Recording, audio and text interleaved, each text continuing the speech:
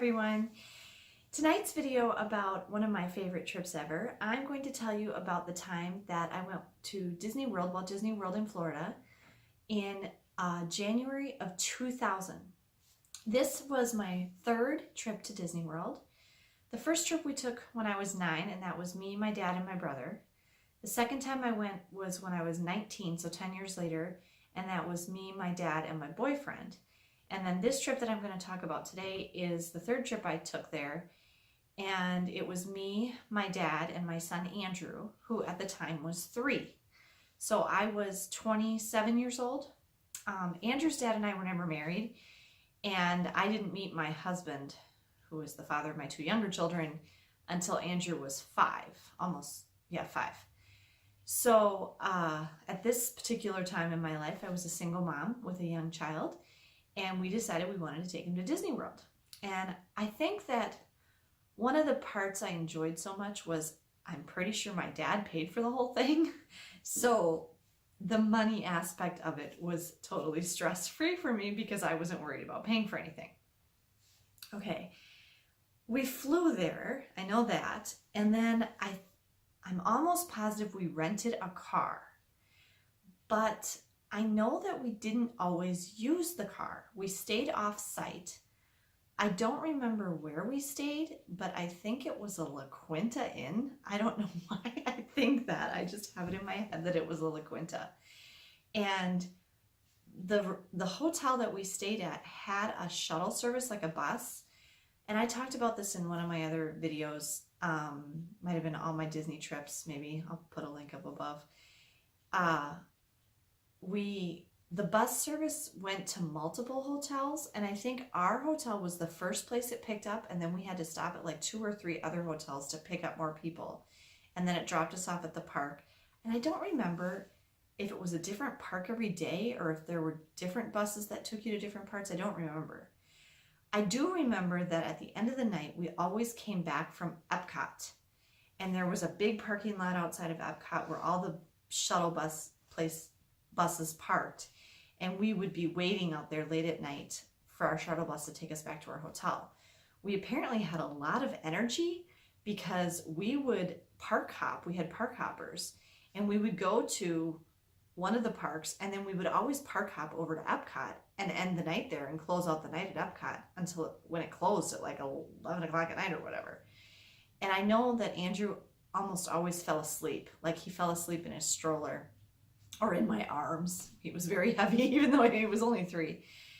And I think all 4 parks were open. Was Animal Kingdom open yet? 2000. I'm gonna have to double check that. I'm not sure if Animal Kingdom was open yet. It might have just been Magic Kingdom, MGM Studios, and Epcot. And one of the things I really liked about this trip was that I got to experience Disney World through the eyes of my young child. And 3 is, they say that the best window, I've seen different things. Some places say 4 to 12, some say 5 to 12. Personally, I think anytime you can go to Disney World is fun. I still love it. But he really, really got a lot of enjoyment out of it at 3. And he had just turned 3. His birthday had been in December, and he just turned 3, and this was January. If I'm remembering right, I think at the time I was a student. Yeah, I was getting my 2nd bachelor's degree in education to be a teacher. And it was my last year of that degree. And we had January off. You could take a J-term class if you wanted to, but that particular January I must not have. Or I did, and it was not the full length of January or whatever, because we went in January. And that was a very good time to go. The weather was nice. Very pleasant compared to Wisconsin in January, and the crowds were really low, and it made it very pleasant. I don't remember when in January it was, if it was the beginning, the middle, or the end, I don't really know. We would be wearing, we would wear shorts, but we would have a sweatshirt on in the morning, and then during the middle of the day, we'd take it off and tie it around our waists, and then at the end of the night, when it got dark again, we'd put them back on because it would get a little chilly. That's kind of how the weather was. And so it was just really enjoyable to me to see all the things at Disney through the eyes of my son. And obviously it had been 8 years since the last time I had been there. So a lot of it was, new to me too, since Disney World is always changing.